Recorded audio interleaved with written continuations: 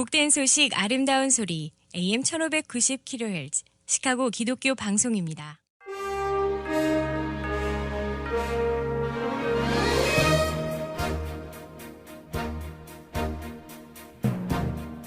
청취자 여러분 안녕하십니까? 3월 31일 금요일 KCBS 헤드라인 뉴스입니다.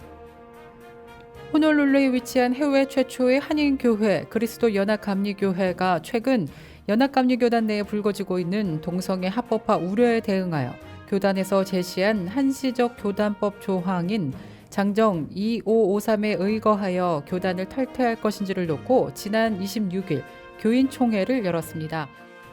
한국 정부가 북한 인권보고서를 처음으로 출간해 공개한다고 밝혔습니다. 미주 현직 한인회장단 협의회가 재외동포청을 서울에 설립해야 한다는 성명서를 발표했습니다. 미국에서 오는 5월 대학을 졸업하는 200만 명 이상이 지난해와 180도 달라진 취업난에 크게 당황해하고 있는 모습을 보이고 있습니다. 일주일에 하루만 8,000보를 걸어도 조기 사망 위험률이 크게 줄일 수 있는 것으로 조사됐습니다. 지역 소유 라디오 방송국에 새로운 세금이나 수수료를 부과해서는 안 된다고 명시한 지역 라디오 자유법이 추진되고 있습니다. 이상 이 시각 KCBS 헤드라인 뉴스입니다. 첫 소식입니다. 호놀룰루에 위치한 해외 최초의 한인교회 그리스도 연합감리교회가 최근 연합감리교단 내에 불거지고 있는 동성애 합법화 우려에 대응하여 교단에서 제시한 한시적 교단법 조항인 장정 2553에 의거하여 교단을 탈퇴할 것인지를 놓고 지난 26일 교인총회를 열었습니다. 하지만 참석 교인 3분의 2 동의를 얻지 못함으로써 대다수의 교인들이 원하고 있는 교단 탈퇴는 내년 4월 교단총회 이후로 미뤄지게 된 것으로 나타났습니다. 연합감리교단 가주태평양연회는 동성애 합법화 움직임에 반대하며 교단 탈퇴를 원하는 교회들이 일정 조건을 충족할 경우 교단을 탈퇴할 수 있도록 한시적 교단법을 만들어 금년 말까지 탈퇴할 수 있도록 했지만 이 조항은 올해 12월 30일부로 효력이 제한되고 세부 조건도 현실적이지 않아 각 교회마다 찬반을 놓고 고민을 해왔던 것으로 나타났습니다. 교회를 위하여를 핵심 가치로 지역교회를 위한 실천적 복음주의 신학을 추구해온 미드웨스턴 침례신학대학원이 2023년 가을 학기부터 예배학 석사과정과 교회 미디어 사역자 양성과정을 한국어로 개설합니다.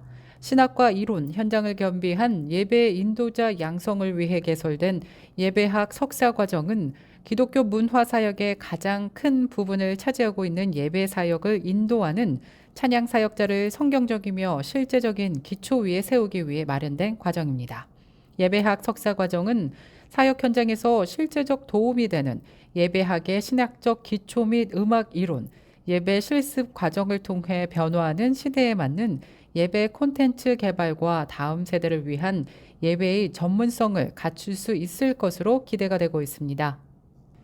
한국 정부가 북한 인권보고서를 처음으로 출간해 공개한다고 밝혔습니다. 지난 28일 국무회의 모두 발언에서 윤석열 대통령은 북한 인권법이 제정된 지 7년이 경과됐지만 아직도 북한인권재단이 출범하지 못하고 있고 지금에서야 북한 인권보고서가 출간 배포되는 것이라고 말하면서 이제라도 북한 인권법이 실질적으로 이행돼야 할 것이라고 말했습니다.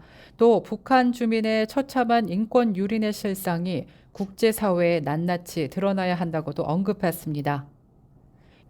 미주 현직 한인회장단 협의회가 재외동포청을 서울에 설립해야 한다는 성명서를 발표했습니다. 미 전역의 현직 한인회장과 전직 한인회장들로 구성된 미주 현직 한인회장단 협의회는 지난 29일 제임스 안 LA 한인회장을 포함해 전국 현직 한인회장 45명의 서명이 담긴 성명서를 공개했습니다.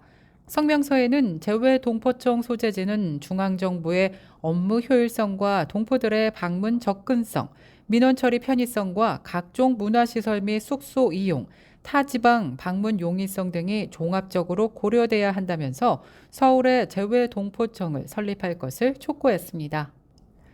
일주일에 하루만 8,000보를 걸어도 조기 사망 위험률이 크게 줄일 수 있는 것으로 조사됐습니다.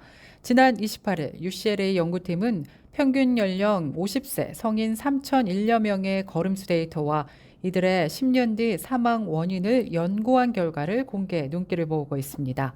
연구 참가자들은 일주일에 8,000보 이상 걸은 날에 따라 0일, 하루에서 이틀, 3일에서 7일 세 그룹으로 나뉘었습니다. 그 결과 8,000보 이상 걸은 일수와 사망 위험은 반비례한 것으로 조사되었습니다. 일주일에 1일에서 2일, 8,000보를 걸은 그룹은 사망 위험이 15% 줄었고 3일에서 7일 그룹의 경우 그보다 2%포인트 더 낮아졌습니다. 특히 65살 이상 노년층의 경우 효과는 더욱 두드러졌습니다. 또 일주일에 8,000보를 걸은 날이 없는 노년층은 사망 위험률이 40%로 높게 나타났습니다.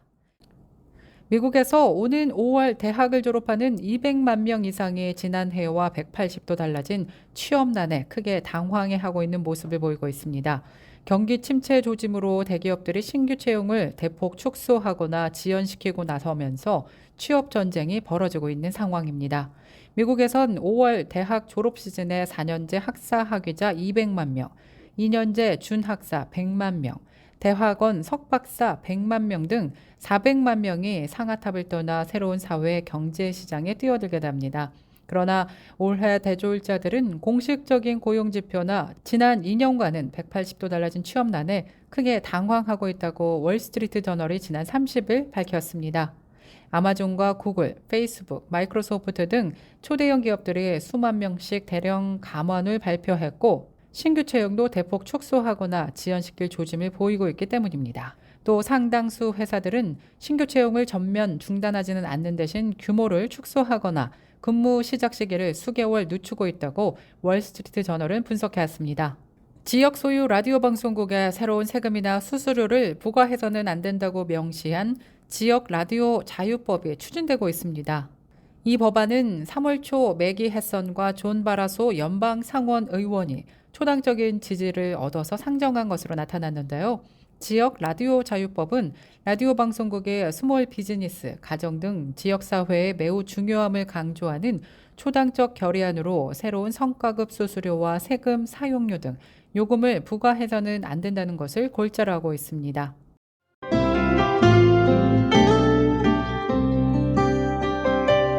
끝으로 날씨입니다. 금요일인 오늘은 하루 종일 구름 끼고 흐린 날씨 예상되는 가운데 곳곳에 천둥 번개를 동반한 비 소식 예보됐습니다.